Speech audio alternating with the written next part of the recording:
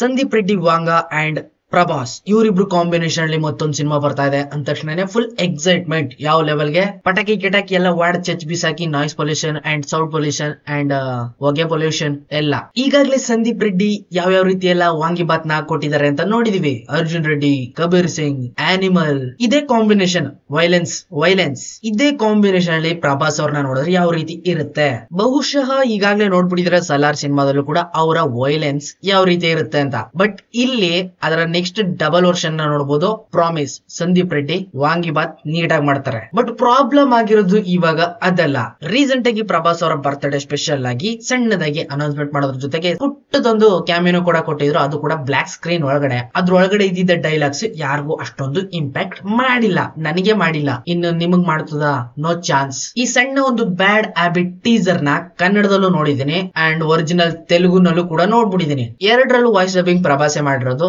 ಸಣ್ಣ ವರ್ಡ್ ಆಗಿರೋದ್ರಿಂದ ನಾನೇ ಮಾಡ್ತೀನಿ ಅಂತ ಎಲ್ಲಾ ಲ್ಯಾಂಗ್ವೇಜ್ ಅಲ್ಲೂ ಅವರೇ ಮಾಡೋರೆ. ಪರ್ಸನಲ್ ಆಗಿ ಅದ್ರೊಳಗಡೆ ಇದ್ದಿದ್ದಂತ ವಾಯ್ಸ್ ಮೇಕ್ ಓವರ್ ಅಲ್ಲಿ ನನಗೆ ಇಷ್ಟ ಆಗಿದ್ದು ತುಂಬಾನೇ ಪ್ರಕಾಶ್ ರಾಜ್ ಅವ್ರದ್ದು. ಅವರು ಕೂಡ ಪ್ಯಾನ್ ಇಂಡಿಯಾ ಲ್ಯಾಂಗ್ವೇಜ್ ನೀರ್ ಕುಡ್ದಂಗ್ ಮಾತಾಡ್ತಾರೆ. ಇಲ್ಲಿ ಕನ್ನಡನ ಅರ್ದ್ ಕುಡ್ದಿದ್ದಾರೆ ಫಿಕ್ಸ್, ನೋ ಡೌಟ್. ವಿಷಯ ಮೊದಲಿಂದನೂ ಬರ್ತಾ ಇದೆ, ಇದು ಕಾಪ್ ಎ ರೇಟೆಡ್ ಸಿನಿಮಾ ಅಂತ. ಇದರಲ್ಲಿ ಪ್ರಭಾಸ್ ಅವರು ಪೊಲೀಸ್ ಇನ್ಸ್ಪೆಕ್ಟರ್ ಆಗಿರ್ತಾರೆ ಅನ್ನೋದು ಆವಾಗಿಂದನೂ ವಿಷಯ ಗೊತ್ತಿರೋದೆ. ಬಟ್ ಇಲ್ಲೂ ಕೂಡ ಹೈಲೈಟ್ ಮಾಡಿದ್ದಾರೆ, ಇವರೊಬ್ರು IPS ಆಫೀಸರ್ ಅಂತ.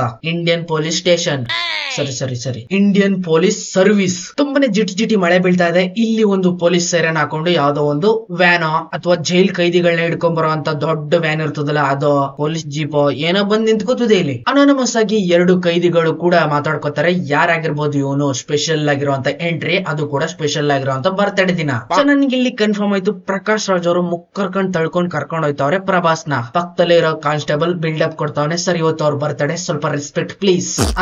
ಇಲ್ಲಿ ಆಲ್ಫಾಬೆಟ್ ಅಲ್ಲೇ ಇಲ್ಲ, ಓನ್ಲಿ ನಂಬರ್ಸ್. ಡೀಟೇಲ್ಸ್ ನೆಲ್ಲ ಸ್ಲೇಟ್ ಅಲ್ಲಿ ಬರ್ದ್ಬಿಟ್ಟು ಅವನ್ ಕೈಗೆ ಅವಾರ್ಡ್ ಕೊಟ್ಬಿಟ್ಟು ನಿಲ್ಸಿ ಫೋಟೋ ತೆಗೀರಿ. ಇಲ್ಲೇನಿದ್ರು ನಂದೇ ಹವಾ. ಇವನ್ ಬಗ್ಗೆ ಅವಾಗ್ಲೇ ಕೇಳ್ಕೊಂಡ್ ಬಂದ್ಬಿಟ್ಟಿದ್ದಾರೆ ಪ್ರಕಾಶ್ ರಾಜ್ ಅವರು. ಅಂದ್ಮೇಲೆ ಗೊತ್ತಾಯ್ತು ಹೋಮ್ ವರ್ಕ್ ಹಾರ್ಡ್ ಆಗೇ ಮಾಡಿದ್ದಾರೆ ಅಂತ. ಯೂನಿಫಾರ್ಮ್ ಇದ್ರು ಸರಿ ಇಲ್ದೇ ಇದ್ರು ಸರಿ, ಇವನ್ ಬಿಹೇವಿಯರ್ ಹೆಂಗಿರ್ತದೆ ಅಂತ ಹೈ ನೋ ಅಂದ್ಮೇಲೆ ಸಮಥಿಂಗ್ ಪ್ರಕಾಶ್ ರಾಜ್ಗೂ ಪ್ರಭಾಸ್ಗೂ ಕನೆಕ್ಷನ್ ಇರೋದಂತೂ ಖಚಿತ.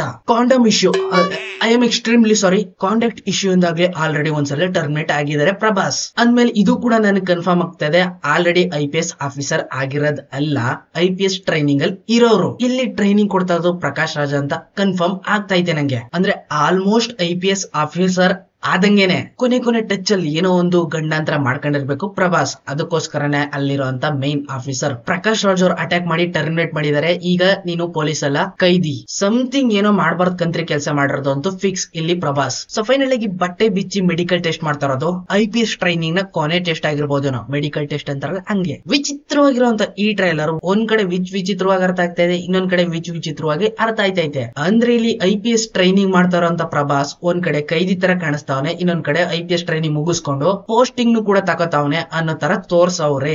ಇಲ್ಲಿ ಕರೆಕ್ಟ್ ಆಗಿ ಓಪನ್ ಟಾಕ್ ಎಂಟ್ರಿ ಪ್ರಭಾಸ್.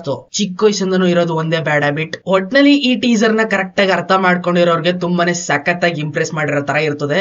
ಏನು ಅರ್ಥ ಆಗ್ದಿರೋರ್ಗೆ ಪಾಪ ಸ್ವಲ್ಪ ಕಷ್ಟ ಆಗ್ಬಿಟ್ಟು ಡೈಜೆಸ್ಟ್ ಮಾಡ್ಕೊಳಕಾಗದೆ ಉಚ್ಕೊಂಡ್ಬಿಟ್ಟಿರ್ತಾರೆ. ಪ್ರಾಬ್ಲಮ್ ಇರೋದು ಇಲ್ಲಿ ಸಂದೀಪ್ ರೆಡ್ಡಿ ವಾಂಗಿಬಾತ್. ಆನಿಮಲ್ ಸಿನಿಮಾದಲ್ಲಿ ರಣಬೀರ್ ಹಾಗೇನೆ ತೃಪ್ತಿ ಇವರಿಬ್ರದ್ದು ಮಸಾಲಾ ವಿಡಿಯೋನ ನೋಡ್ಬಿಟ್ಟು ಜನಗಳೆಲ್ಲ ಸೈಕ್ ಆಗ್ಬಿಟ್ಟಿದ್ರು. ಏನ್ ಈ ಲೆವೆಲ್ಗೂ ತೋರಿಸ್ತಾರ?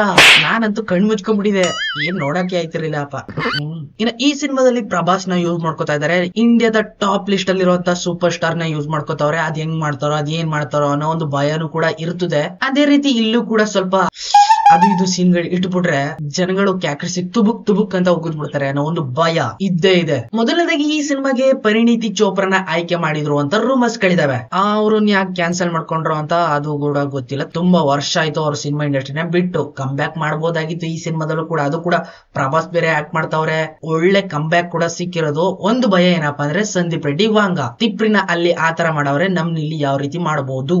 ಇದ್ರ ಜೊತೆಗೆ ನಮ್ ಕನ್ನಡದ ರಶ್ಮಿಕಾ ಆಂಟಿನೂ ಕೂಡ ಸೆಲೆಕ್ಟ್ ಮಾಡಿದ್ರಂತೆ. ಈಗಾಗ್ಲೇ ಆನಿಮಲ್ ಅಲ್ಲಿ ಮಾಡ್ಬಿಟ್ಟವ್ರೆ. ಅವ್ರನ್ನ ಯಾಕಂದ್ರೆ ಜನ ಟೂ ಅಂತ ಎಲ್ರಿಗೂ ಇದೇ ಹೋಗಿದ್ದಾರೆ. So cancel. ಅದಾದ್ಮೇಲೆ ಮೂರನೇ ಹೆಸರು ಬರೆಯದೆ ದೀಪಿಕಾ ಆಂಟಿ. ತೋರ್ಸ್ಬಿಟ್ರಲ್ಲ ಅವ್ರದ್ದು ಒರಿಜಿನಲ್ ಗಿಟಪ್ ನ. ಓಕೆ ನಾನ್ ಮಾಡ್ತೀನಿ, ಡಿಮ್ಯಾಂಡ್ ಎಲ್ಲ ಹಿಂಗೈತೆ ನೋಡಪ್ಪ. ಡಿಮ್ಯಾಂಡ್ ಗಳೆಲ್ಲ ನೋಡಿದ್ಮೇಲೆ ವಾಂಗಿಬಾತ್ ನಿಜವಾಗ್ಲೂ ವಾಂಗಿಬಾತ್ ನ ತಿನ್ಸ್ಬಿಟ್ರು ದೀಪಿಕಾಗೆ. ಇದೀವಾಗ ಫೈನಲ್ ಆಗಿ ಈ ಕ್ಯಾರೆಕ್ಟರ್ ಗೆ ಯಾರು ಸೂಟ್ ಆಯ್ತಲ್ಲ, ತಿಪ್ರಿ ನೀನೇ ಬಾ. Okay sir, okay. ಇನ್ನ ಫೈನಲ್ ಟಚ್ ಕೇಳಿದ್ರೆ ಈ ಸಿನಿಮಾಗೋಸ್ಕರ ನಾನಂತೂ ಫುಲ್ ಎಕ್ಸೈಟ್ ಆಗಿದ್ದೀನಿ.